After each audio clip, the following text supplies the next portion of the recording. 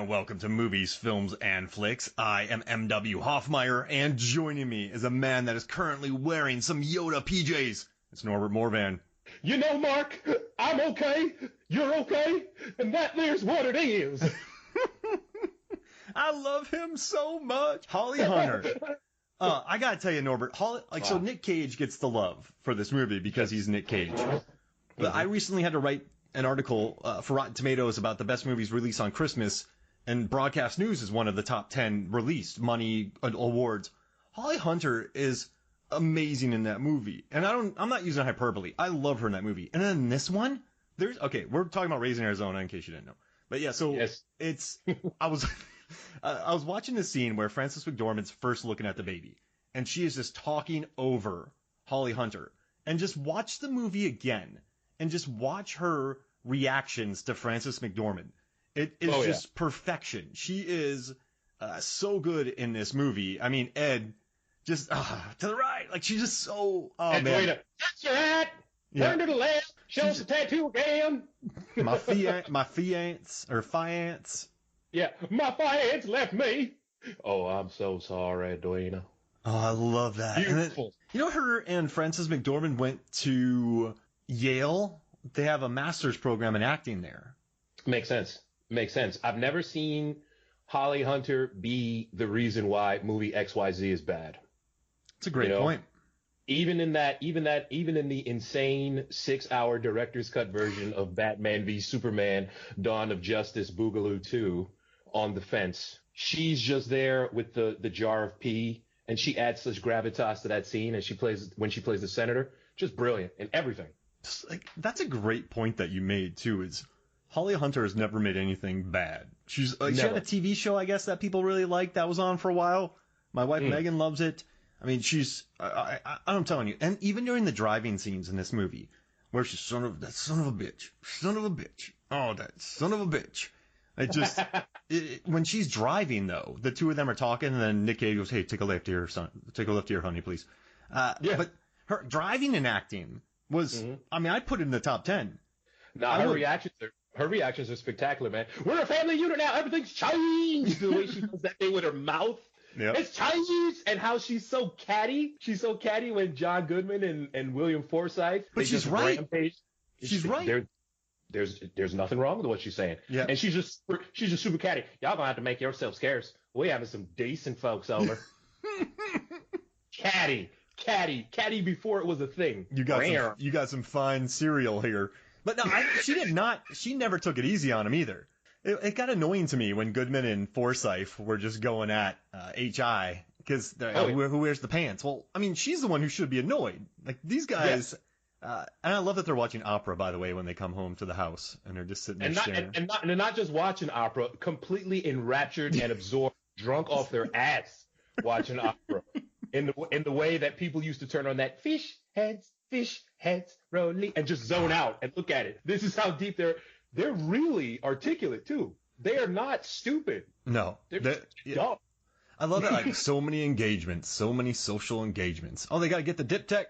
But I gotta tell you, I really think that when people talk about this movie, right, they talk about the Coen brothers, they talk about Barry Sonnenfeld's cinematography, which you can see a lot of Sam Raimi in. Yeah. They talk about just all the little characters, the harbinger of death, what Randall Tex Cobb, Leonard Smalls driving around. But all this stuff that I've been reading, nobody gives love to Holly Hunter. Now, she was supposed to be in the Coen brothers' first film, Blood Simple, but then she couldn't do it, and then they brought her into this one.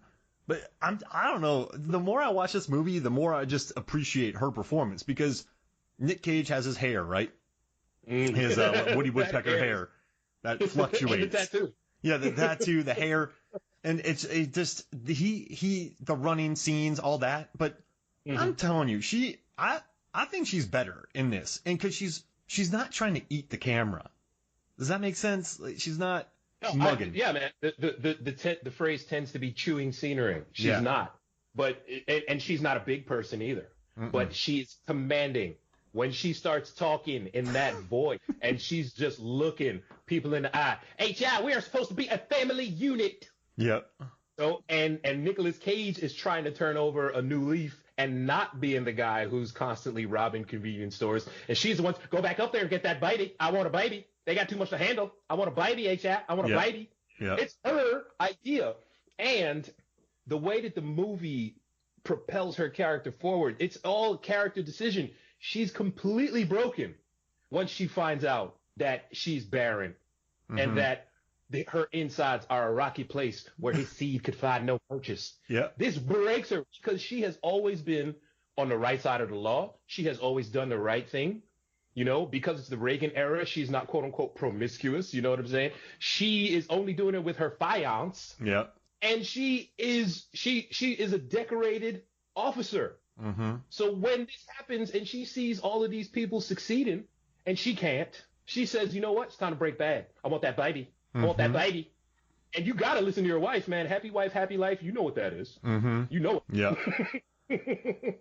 Shoot. And and Nick Cage, he's kind of, I think his character's warm, is friendly, but he's kind of a pushover because, you know, Goodman and Gale and Evel show up and they kind of tell him what to do. She sort of tells him what to do.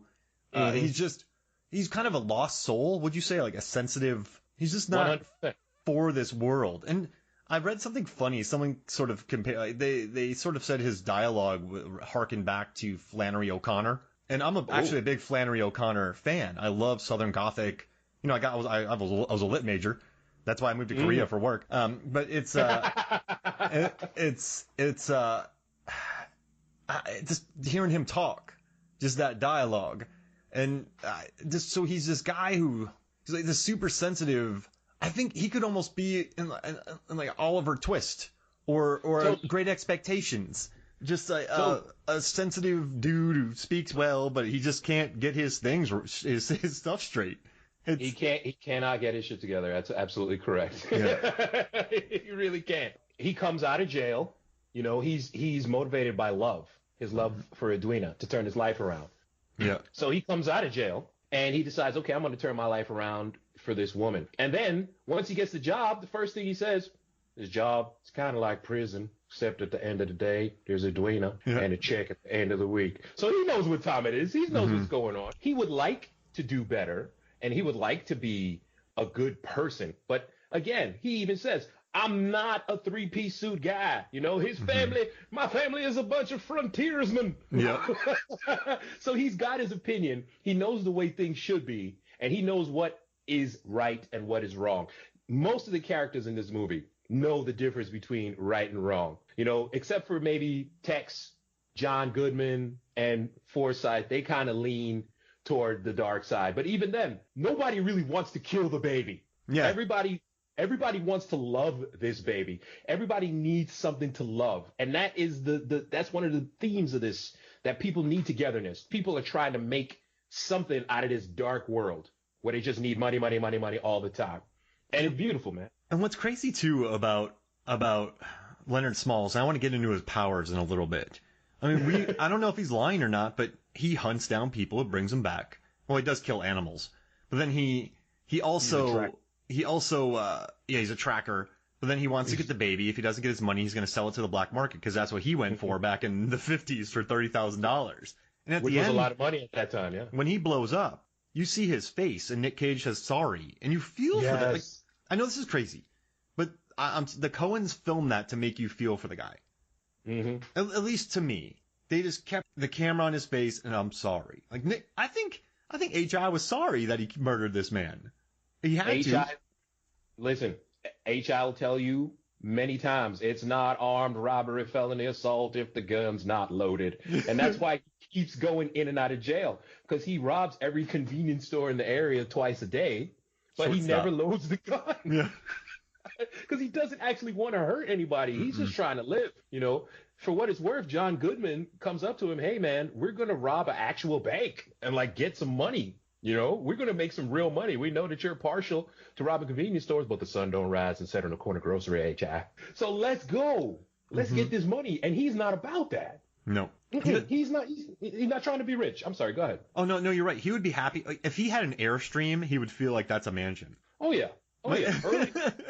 Early on in the movie, he and Edwina, they're sitting there literally just sitting down watching the sunset. That is beautiful, man. They don't want stuff. They want just enough to be happy. And I think that's what some people need. That's all they need. Yeah. Most of us are just looking to live. No, not everybody wants to be Kim Kardashian. You know what I'm saying? Most people just want to be Jim from The Office. Yeah. Do some art, act a little miserable, play some pranks. This is it, man. We just want to relax and calm down, man. And you know what's interesting too about Nathan Arizona Sr. is he could have been the stereotypical Christmas Vacation, that kind of boss. Yeah. You know what I like? There's some tiny character moments in this movie, and we maybe a little later we can talk about our favorite moments. But they're sitting there, he and his wife, and they hear a noise upstairs. He's like, "Oh, that sounds like." He's sitting there with Florence. He goes, "That sounds like Baby Junior." Or I forget Larry. Yeah, it sounds like Larry. That's what it is. They know. Look at my notes, by the way. It looks like a madman wrote these, Norbert. No wonder. That is a conspiracy theory sheet if I've ever seen one. Yeah, if someone found this, if I put him away. But they they hear a noise and they're like, "Oh, that sounds like Larry." Mm-hmm. And okay, that's good screenwriting. It is. And I mean it's 101, but no one really does it. So is it 101? But they right? Just give me. This movie isn't complicated, but it's well written. All right, I digress. But no, just they know he knows his kids immediately. I love the following day when everyone's at his house asking him all these questions, and you would be annoyed. What was he wearing? I don't know, Baby Yodas. Baby Yodas and shit. He's wearing jammies, with Baby Yodas and shit. No leaves. What do you mean no leaves? Everyone knows that everyone leaves microbes and whatnot. You're the federal BI. Oh, federal BI. What a beautiful line. Oh, yeah, I wrote that down. Oh, man. If I couldn't even read it. You point to the dialogue. If you look at the Coen brothers' filmography, it seems pretty obvious that this is where all that dialogue that ends up crackling in Fargo and the rest of their movies, this is where it begins. This is where they really get the grasp of Americana. Because Blood Simple's just dark. Yeah, noir. Blood Simple is proto-bound, that movie with Gershon. You know what I'm talking about. Yeah. Yeah. It's a prototype for Bound and the Quentin Tarantino stuff. Just dark. But here is where you get that "Oh brother, where art thou" type dialogue, that Fargo dialogue that comes later. And it's so floral and it's so descriptive, There's what's rat and there's what's rat and never the twain shall meet. What the hell does that mean? But you get it. Mm-hmm. And it never feels precious to me. I hate. So I've been watching a lot of movies lately, Norbert, for year-end stuff, and who knows when this is coming out. But for Oscar, it's cool. I love it. I'm in that position, so you got to do it. You got to be responsible. But some of these contenders, the dialogue, man, is just so precious, and you're following these 40-something-year-olds who are absolutely horrible people. They treat their children terribly, and at the end, they're like, "Oh, hey, I think I'm just a terrible person." So it's just. It's cool. Cool. They look at the camera and they're like, "Did you get it? That was the point of the movie. Did you get it? Did you get it? I just said it. Did you get it?" And the dialogue in it is just I want to fist fight all of you. And so this though, I mean, all right. So the ending monologue where he's talking about his dream and the kids, and he thought he saw these people going back to jail, and where they'll be set either way because they'll have money or be in jail with food. Right. Because no one's fighting John Goodman. Jeez Louise, he's a beast in this. No one. And Oh Brother. But I should say, oh yeah, Oh Brother, he's big. But I got a little teared up. I did when he's talking about his life and with her, and I mean they're two kind of broken people, and they're probably bad. So she pushed him to do that, but he let her do that. So it's not either one's fault. So they're gonna have to figure that out. They're gonna have to do this. But just hearing him talk about maybe and his dreams of having a family, and man, it never feels precious, precocious. It does. I know Ebert hated it, but for some